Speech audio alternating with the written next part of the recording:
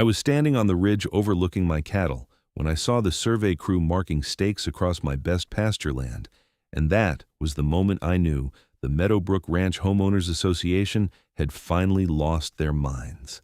My name is Derek Ashford, and I have owned the AA Ranch in rural Texas just outside Austin for 15 years. The property came down through my father's side of the family, all 240 acres of prime ranch land that had been in continuous operation since 1892. We raised Angus cattle, kept a few horses, and generally lived the kind of quiet life that city folk dream about when they are stuck in traffic. The land was beautiful, rolling hills covered in native grasses, a creek that ran year-round through the western section, and enough wildlife to make every sunrise feel like a privilege. Then, the subdivision happened. About 8 years ago, a developer named Marcus Wellington bought up the adjacent property and built Meadowbrook Ranch Estates, a gated community of oversized houses on undersized lots. They kept the word ranch in the name as some kind of tribute to the land they had just paved over, which always struck me as deeply ironic. The houses sold fast to wealthy transplants from California and New York who wanted the Texas experience without any of the actual Texas. Within 2 years, the place was full, and that was when the HOA really started flexing its muscles. The Meadowbrook Ranch Estates Homeowners Association was run by a woman named Patricia Whitmore, and she was everything you would expect from someone who had nothing better to do than police her neighbors. She was in her early 50s, always dressed like she was about to attend a country club luncheon, and had the kind of smile that never reached her eyes. Patricia had made it her personal mission to expand the influence of the HOA beyond the gates of her little kingdom, and my ranch had become her white whale. It started small. She complained that my cattle were too loud in the mornings. Then she said the smell from the ranch was affecting property values. She tried to get the county to force me to move my fence line because she claimed it was encroaching on a county easement, which it was not. Every complaint got shot down because I had my paperwork in order and my property rights were ironclad. But Patricia was nothing if not persistent. So when I saw those survey stakes, I knew she had escalated. I drove my truck down from the ridge and pulled up next to the crew. There were 4 men in bright orange vests using surveying equipment to mark a line that cut straight through my property from the western edge near the creek all the way to my eastern fence line. The line was maybe 60 feet wide, and they had already placed dozens of wooden stakes with bright pink ribbons. "Morning," I called out as I climbed out of the truck. "You fellas mind telling me what you are doing on my land?" The closest guy, a younger man with a clipboard, looked up and gave me a professional smile. "Just following orders, sir. We are surveying for the new road project." "Road project?" I kept my voice calm, but my blood was already starting to simmer. "This is private property. My property." He checked his clipboard, flipping through several pages. "Says here this is a county-approved easement for the Meadowbrook Ranch Estates Connector Road. All the permits are in order." I took the clipboard from his hands and read through the documents. Sure enough, there were county stamps and signatures all over the paperwork. According to the survey order, there was a historical easement running through my property that granted road access rights. The easement had supposedly been filed in 1967 and was being activated now for the construction of a private toll road that would connect the subdivision to Highway 290, cutting travel time for residents by about 20 minutes. "This is impossible," I said, handing the clipboard back. "I have the full title history for this property. There is no easement." The surveyor shrugged apologetically. "I just go where they tell me, sir. You would need to take it up with the county planning office." I did exactly that. I left the surveying crew to their work and drove straight to the Travis County Planning and Development Office in downtown Austin. The drive took 45 minutes, and I spent every minute of it running through the title documents in my head. My father had been meticulous about the property records. When he passed and left me the ranch, I had gone through every single document with a real estate attorney. There was no easement. At the county office, I was shuffled between 3 different departments before finally landing in front of a clerk named Jennifer, who looked barely old enough to be out of college. She pulled up the property records on her computer and nodded as she scrolled through screens of information. "Yes, here it is," she said, turning the monitor so I could see. "Easement filed in 1967, running east to west across your property. It is classified as a utility and transportation corridor, which means it can be activated for road construction with proper permits. Who filed the easement? I asked. She clicked a few more times. Looks like it was filed by Travis County itself as part of a larger infrastructure planning initiative, pretty common back in the 60s when they were trying to modernize rural areas. And who is activating it now? The Meadowbrook Ranch Homeowners Association. They applied for the permit 6 months ago, went through the approval process, and everything was granted last month. 6 months. Patricia had been working on this for half a year, and I had no idea. She had been quiet lately, no complaints or harassment, and I had assumed she had finally given up. Instead, she had been maneuvering behind the scenes. I need copies of everything, I said. The original easement filing, the permit applications, all of it. Jennifer nodded and started printing. 20 minutes later, I walked out of the office with a stack of papers 2 inches thick. I spent the rest of the day at the local law library going through every document line by line.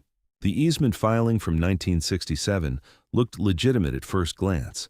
It had the right stamps and signatures, and it was recorded in the county records. But something felt off.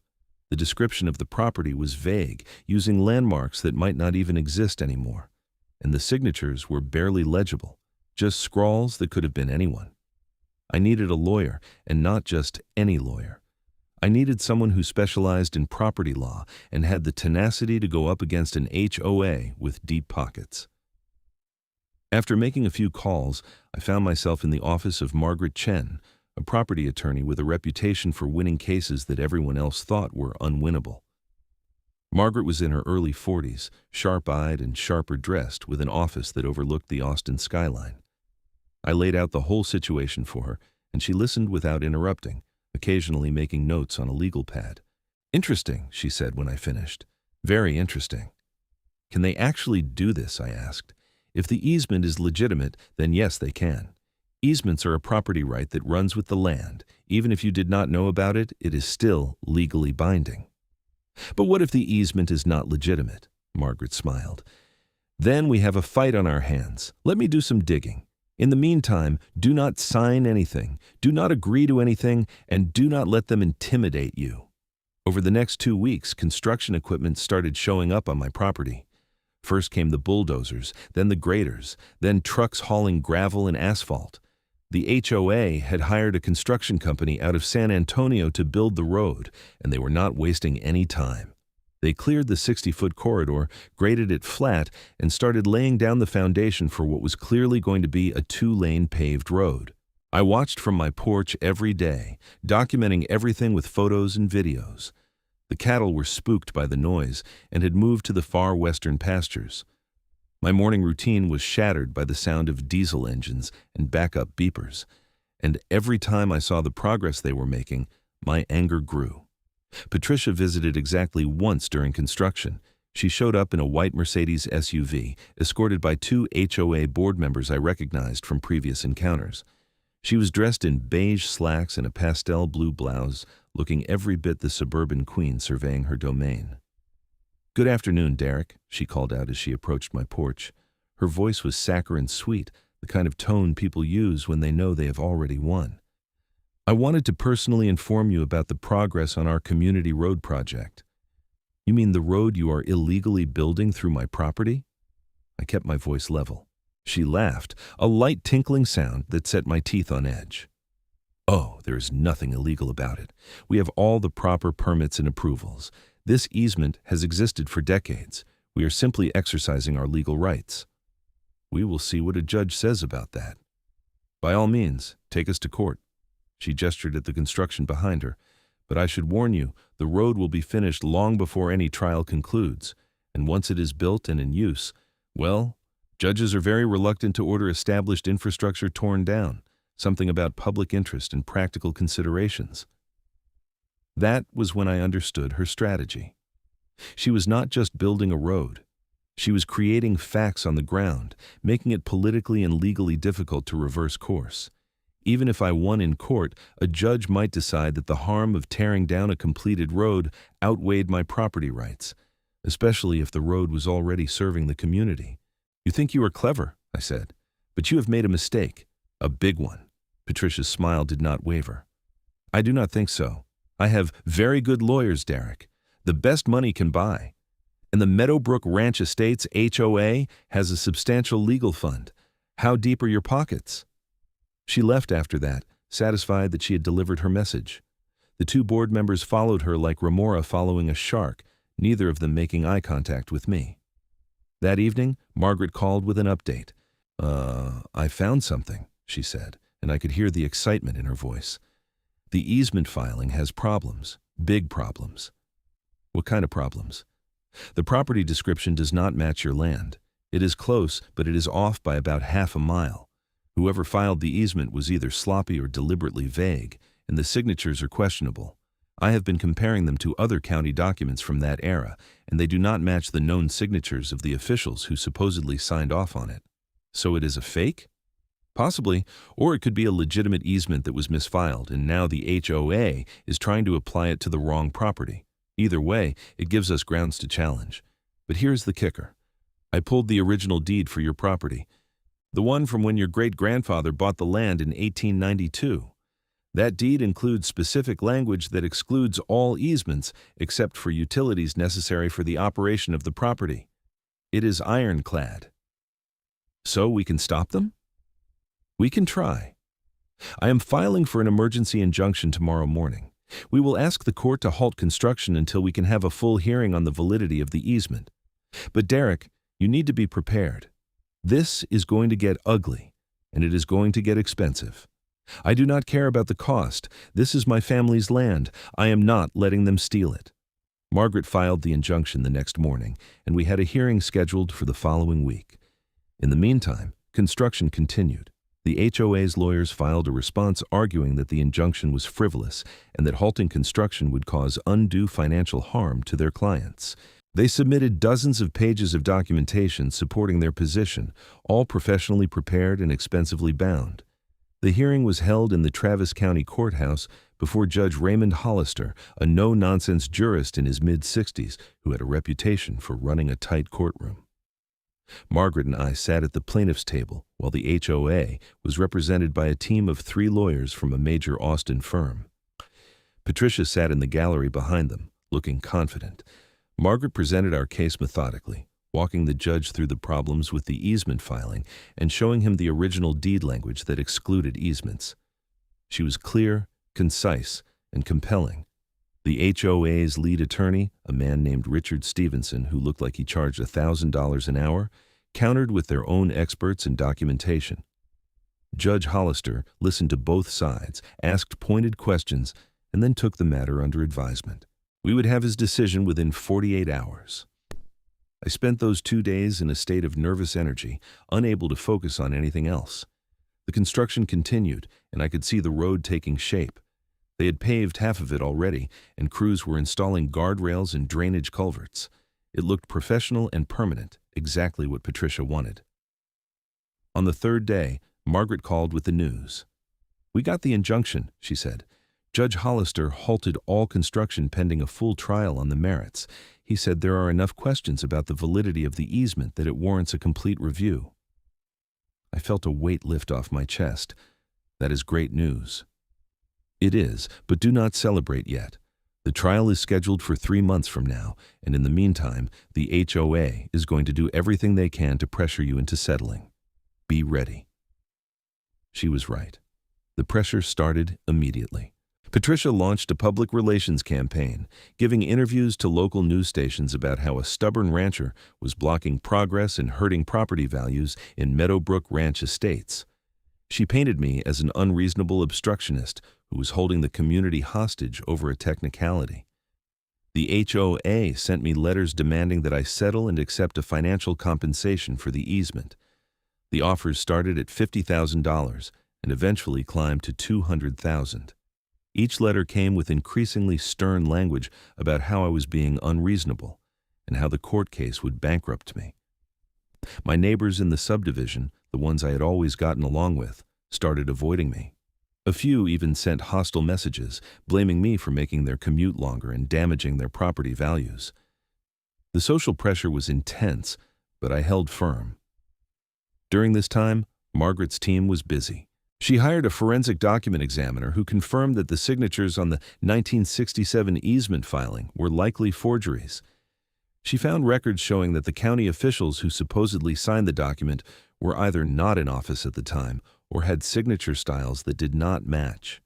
She also discovered that the original property description for the easement did not correspond to my land, but actually referred to a parcel about half a mile to the north that had since been sold and developed. "This easement is bogus," Margaret told me during one of our strategy sessions. "Someone either created it out of whole cloth or deliberately misapplied an existing easement to your property. The question is who and why." "Patricia," I said, "it has to be her." "Possibly, but we need proof. Right now, all we have is a questionable filing that the county accepted at face value. We need to show intent to defraud, which is much harder." The trial began on a Monday morning in late summer. The courthouse was packed with residents from Meadowbrook Ranch Estates, most of them there to support the HOA. I recognized many faces from my previous encounters with Patricia's complaints. The local media was there too, cameras set up in the back of the courtroom. Judge Hollister presided again, and we went through jury selection. It took most of the first day to seat 12 jurors and 2 alternates. The jury was a mix of urban and rural residents, which Margaret said was actually good for us because the rural jurors would understand the importance of property rights. Opening statements began on Tuesday.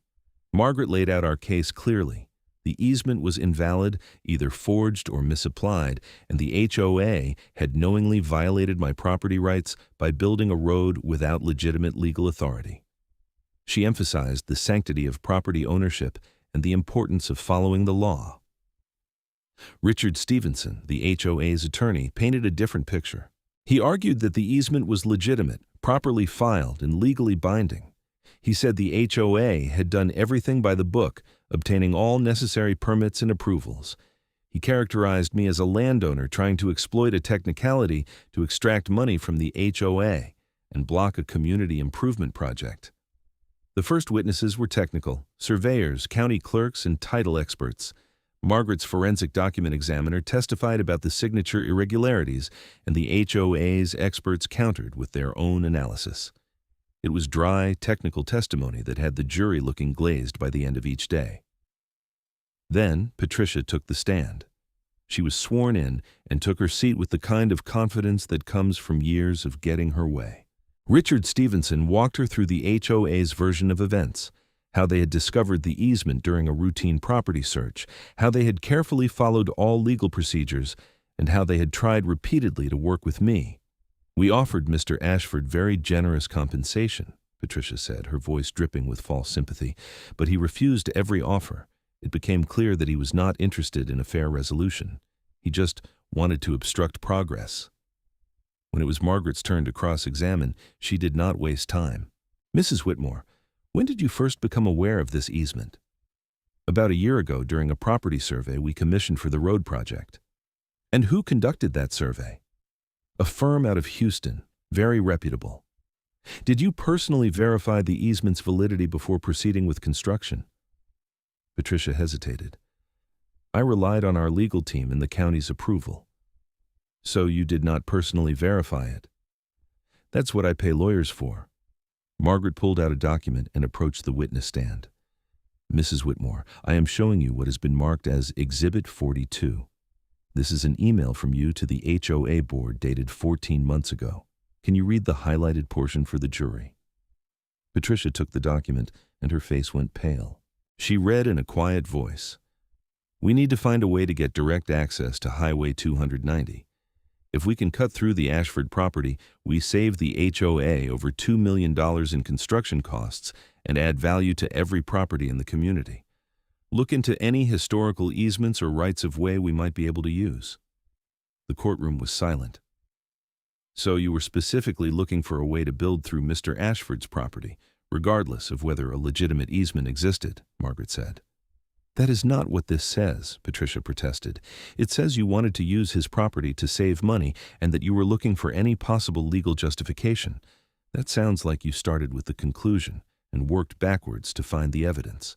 Richard Stevenson objected, and Judge Hollister sustained it. but the damage was done. The jury had seen Patricia's own words, and it was clear she had been motivated by financial considerations, not legitimate legal rights. Margaret pressed on. Mrs. Whitmore, are you aware that the property description in the 1967 easement filing does not actually match Mr. Ashford's property? I was told by our lawyers that it was close enough. Close enough? Margaret's voice rose slightly. Property law requires precise descriptions. Close enough is not legally sufficient. Did your lawyers tell you that? Patricia did not answer. Did your lawyers tell you that the easement description was legally insufficient? Margaret repeated. They said we could make it work, Patricia finally said. Make it work by forcing Mr. Ashford to accept an invalid claim to his property. The trial continued for another week. We presented more evidence about the property description discrepancies and the signature irregularities. The HOA tried to prop up their case with expert testimony and procedural arguments, but the momentum had shifted. The jury had seen Patricia's email, and it colored everything else. On the final day, Margaret and I presented our trump card. She pulled out the original deed from 1892, the one my great-grandfather had signed when he bought the property. The document was preserved in a protective sleeve, the paper yellowed, but the ink still legible. This is the original deed for the AA ranch, Margaret explained to the jury. This document predates the alleged easement by 75 years, and it contains specific language that is crucial to this case. She read from the deed. Said property is conveyed free and clear of all encumbrances, liens, and easements, save only those easements as may be necessary for utilities essential to the operation and habitability of said property. No additional easements may be created or imposed without the express written consent of the owner and all future successors in interest. Margaret looked at the jury. This language is ironclad. It prohibits exactly what the HOA tried to do. Even if the 1967 easement filing were legitimate, which we have shown it is not, it would be invalid because it violates the terms of the original deed. The HOA cannot simply create an easement through fraudulent documentation or misapplication of county records. The jury deliberated for 6 hours. When they came back, the forewoman read the verdict. We won on all counts. The easement was declared invalid. The HOA was ordered to remove the road and restore my property to its original condition, and I was awarded damages for the harm caused by the construction. Patricia sat stone-faced as the verdict was read. Richard Stevenson immediately stood and informed the judge that the HOA would appeal. Judge Hollister nodded and set a schedule for post-trial motions, but the story did not end there. During the trial, Margaret had made a discovery that went beyond just the civil case. She found evidence that Patricia had not just misapplied an existing easement, but had actually fabricated parts of the documentation. Working with a private investigator, Margaret traced the 1967 easement filing back to its source and found that the original document in the county archives had been altered. Someone had added pages, changed property descriptions, and forged signatures, all within the last 18 months. Margaret took this evidence to the Travis County District Attorney's Office. They launched a criminal investigation into document fraud and forgery. 2 months after the civil trial ended, Patricia Whitmore was arrested at her home in Meadowbrook Ranch Estates. The charges included forgery, fraud, and conspiracy to deprive property rights. The arrest made headlines across Texas. The image of Patricia being led away in handcuffs while her neighbors watched became a symbol of HOA overreach and the dangers of unchecked power in residential communities. The investigation eventually revealed that she had bribed a county clerk to insert the falsified documents into the official records, making the fraud appear legitimate. The county clerk, a man named Thomas Reed, was also arrested and charged. He confessed to accepting $20,000 from Patricia to help her create the fraudulent easement. His testimony became the cornerstone of the criminal case against her. Patricia's trial took place 6 months later. I attended every day, sitting in the gallery and watching as the prosecutors systematically dismantled her defense. She tried to claim she had been misled by advisors and did not know the documents were fraudulent, but the evidence was overwhelming. The emails, the payments to Reed, and the testimony from multiple witnesses all pointed to a deliberate scheme. She was convicted on all counts and sentenced to 3 years in state prison, followed by 5 years of probation. She was also ordered to pay restitution to me for all damages and legal costs, which totaled over $500,000. The Meadowbrook Ranch Estates HOA itself was fined by the county and required to implement new oversight procedures to prevent future abuses. The road, that massive construction project that had torn through my property, was demolished. The HOA had to pay for a specialized contractor to remove all the pavement, guardrails, and infrastructure they had installed. Then they had to restore the land, bringing in topsoil, reseeding with native grasses, and rebuilding fencing. The whole process took 3 months and cost them over $800,000. I stood on that same ridge where this all began and watched as the last of the asphalt was hauled away. My pasture land was scarred, but it would heal. The grass was already starting to grow back in patches, and the cattle had returned to their usual grazing patterns. In a year or two, you would barely be able to tell that anything had happened.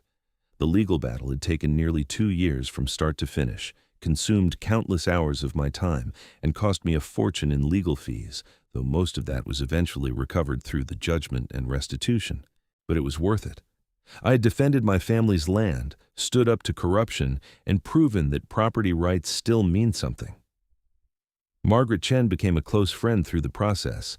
She later told me that my case had become something of a legend in property law circles, taught in law schools as an example of how to challenge fraudulent easements and defend against institutional overreach. She used the publicity to grow her practice, specializing in cases where individuals stood up against powerful organizations. As for Meadowbrook Ranch Estates, the community underwent significant changes. The HOA board was completely replaced, with several new members specifically campaigning on a platform of transparency and accountability. They reached out to me with a formal apology and an offer to establish a good neighbor policy, which I accepted cautiously. Relations improved slowly over time. Some of the residents who had been hostile during the trial later approached me privately to apologize. They said they had been swept up in Patricia's narrative and had not understood the full story. I accepted their apologies, though I remained wary. Once you have seen how quickly people can turn on you when their convenience is at stake, it is hard to fully trust again. The experience changed me in ways I did not expect. I became more active in local property rights organizations, speaking at meetings and helping other landowners who face similar challenges from HOAs and developers. I testified before the Texas legislature in support of bills that would strengthen property rights protections and increase penalties for document fraud. Some of those bills passed, making it harder for others to go through what I had experienced. I also became more protective of my land. I had the entire property professionally surveyed and filed updated legal descriptions with the county. I installed cameras at key access points and kept meticulous records of everything that happened on the ranch. Some might call it paranoia, but I call it prudence. The cattle operation continued, though I scaled back a bit. The stress of the legal battle had taken a toll, and I decided to focus more on quality than quantity. I reduced the herd size, invested in better breeding stock, and started exploring sustainable ranching practices. The ranch became more profitable and more enjoyable to run. One unexpected outcome was the attention my story received on social media and in the press. I gave several interviews to newspapers and television stations, and the story resonated with people across the country who were tired of HOA overreach and government incompetence. I received hundreds of messages from people sharing their own stories of similar battles. Some won and many lost. A documentary filmmaker contacted me about making a short film about the case. I agreed, and the resulting 30-minute documentary was shown at several film festivals and eventually picked up by a streaming service. It brought even more attention to the issue of property rights and HOA abuse of power. Through it all, I kept working the ranch. That was what mattered most to me, not the publicity or the legal victories, but the simple act of caring for the land my family had held for over a century. Every morning I woke up, checked on the cattle, rode the fence lines, and maintained the property. That routine kept me grounded when everything else felt chaotic. There were moments during the darkest parts of the legal battle when I wondered if it was worth it. Patricia's threat about my finances was not idle. The legal fees piled up quickly, and there were weeks when I was not sure I could keep fighting. I took out loans against the property, borrowed from family, and cut expenses everywhere I could. But I never seriously considered giving up. The principle was too important. My father had taught me that land is not just property. It is legacy, responsibility, and identity all rolled into one. When you own land, especially land that has been in your family for generations, you are not just an owner, you are a steward. You have an obligation to protect it and pass it on intact to the next generation. That sense of duty was what kept me going when the pressure was at its worst. Judge Hollister's ruling became precedent in Texas property law. Other judges started citing it in cases involving disputed easements and HOA overreach. Margaret told me that several pending cases were settled in favor of property owners based on the principles established in our trial.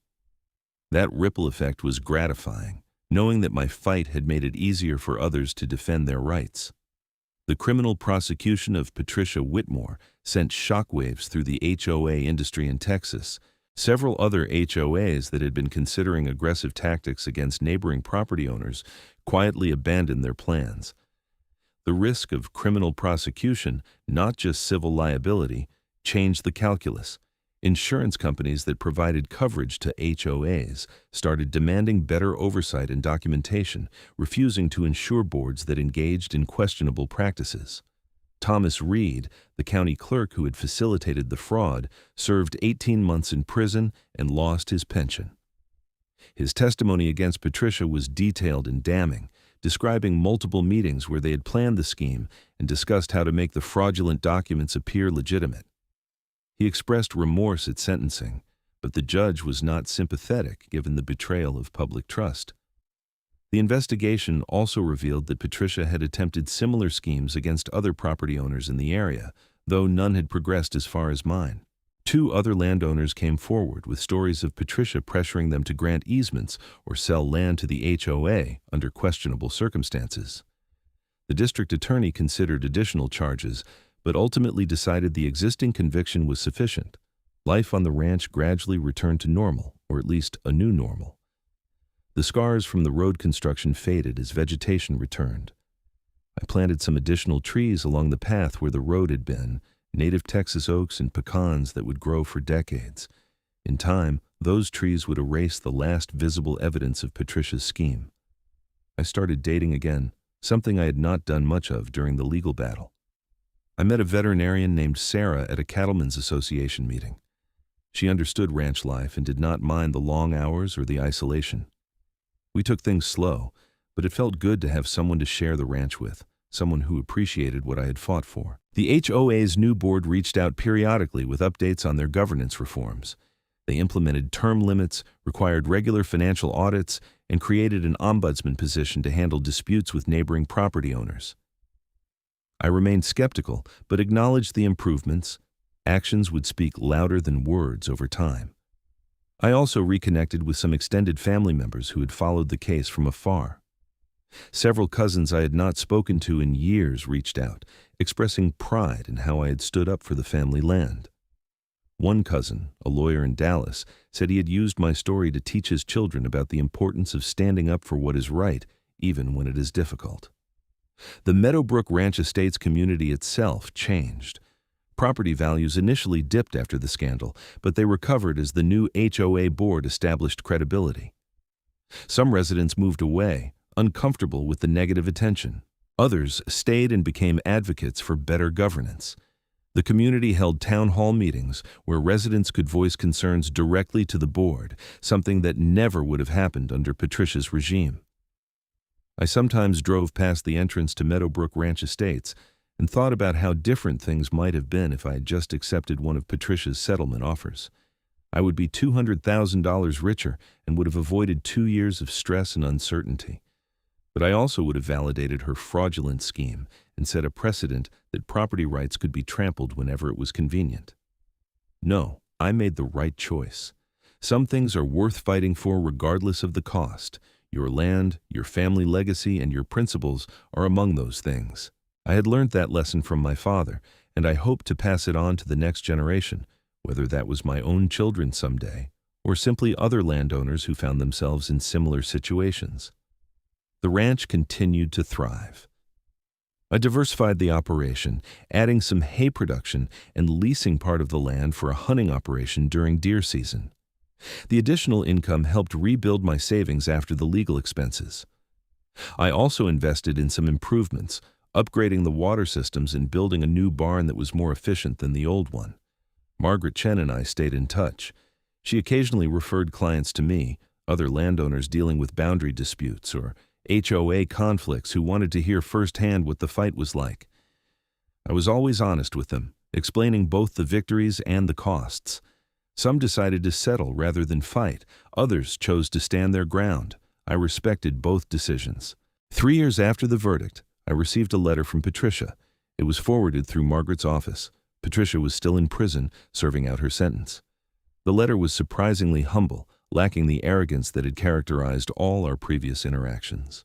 She apologized for what she had done, acknowledged the harm she had caused, and said she had used her time in prison to reflect on her actions. I read the letter twice, then filed it away. I appreciated the apology, but it did not change anything. The damage had been done, the lessons had been learned, and life had moved on. Forgiveness might come in time, but it was not something I was ready to offer yet. The legal reforms that emerged from the case had real impact.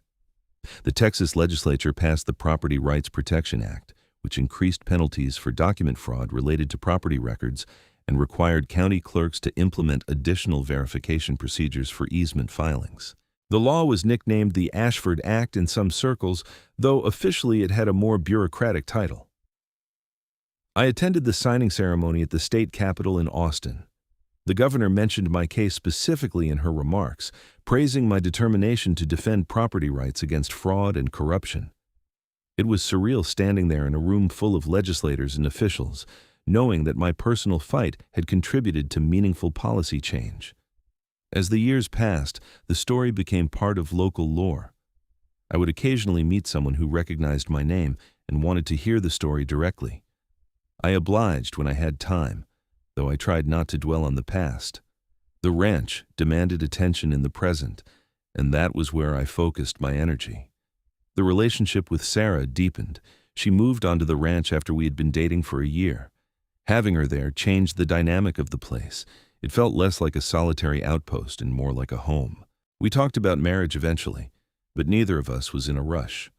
We were content with how things were. One evening, we were sitting on the porch, watching the sunset, when she asked me if I would do it all again, knowing what I knew now. I thought about it for a long time before answering. Yes, I finally said. It was hell going through it, and there were moments I did not think I would survive it financially or emotionally. But this land means everything to me. It is who I am. If I'd let Patricia win, I would have lost part of myself, so yes, I would do it again. Sarah nodded and squeezed my hand. She understood. The cattle market fluctuated over the years, as it always does, but the ranch remained profitable. I had learned to be more conservative with finances, maintaining larger reserves and avoiding unnecessary debt. The legal battle had taught me the value of having resources to draw on when unexpected challenges arose. I also became more involved in local politics, not running for office, but supporting candidates who understood rural issues and property rights. I donated to campaigns, attended meetings, and used my platform to advocate for policies that protected landowners. Some of the candidates I supported won, and they remembered the support when it came time to vote on relevant legislation. The HOA's new board invited me to speak at one of their community meetings about 5 years after the verdict. I hesitated, but ultimately agreed. I stood before a room full of Meadowbrook Ranch Estates residents and told my story, not with anger or bitterness, but with honesty. I explained what it felt like to watch your property being violated, to fight against an institution with far more resources, and to ultimately prevail through perseverance and justice. The reception was mixed. Some residents thanked me for standing up to Patricia's corruption. Others remained uncomfortable with how the situation had unfolded. A few still blamed me for causing trouble and reducing their property values temporarily. I accepted all reactions without judgment. People are entitled to their perspectives. After the meeting, several residents approached me privately to ask about property boundaries and rights.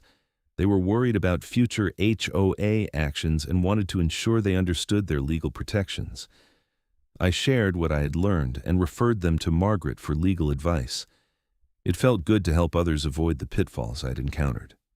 The 10th anniversary of the verdict passed quietly. I marked it by writing the fence line along the path where the road had been. The trees I had planted were growing well, their branches spreading and their roots digging deep into the Texas soil. In another decade, they would form a canopy over the area, a living memorial to the fight for property rights. I thought about everything that had happened, all the stress and uncertainty, the financial strain, the sleepless nights, and the moments of doubt. But I also thought about the victory, the precedent, the reforms, and the principle. My father would have been proud. My great-grandfather, who had first bought this land in 1892, would have been proud. I had honored their legacy by refusing to surrender what they had built, standing there on that ridge, with the wind blowing across the pastures and the cattle grazing peacefully in the distance. I felt a profound sense of contentment. This was my land. It had been tested, defended, and preserved. Whatever challenges lay ahead, I was ready for them. Because I had learned the most important lesson anyone who owns land can learn. Never surrender your rights, never accept fraud, and never let anyone take what is rightfully yours without a fight. The ranch would endure. The AA would continue for another generation and beyond. And the story of how one rancher stood up to a corrupt HOA and won would be told for years to come, a reminder that justice can prevail when people have the courage to fight for it. Patricia was released from prison after serving her full sentence. She moved out of state, I heard through the grapevine, relocating to Arizona to live with relatives. She had lost everything: her reputation, her position, her freedom, and her credibility. The house in Meadowbrook Ranch Estates had been sold to pay legal fees and restitution. I felt no satisfaction in her downfall, only relief that the chapter was finally closed. The ranch continued to be my sanctuary. Every morning brought new challenges and new joys: a calf born in the spring, a fence that needed repair after a storm, the first cutting of hay in early summer. These were the rhythms of life that kept me grounded and gave purpose to each day. I started mentoring young ranchers who were trying to establish their operations. Several people reached out after hearing my story, facing their own challenges with HOAs, developers, or government overreach. I shared what I had learned, connected them with Margaret when they needed legal help, and offered support however I could. It felt like paying forward the help I had received from others during my own fight. Sarah and I eventually did get married in a small ceremony on the ranch.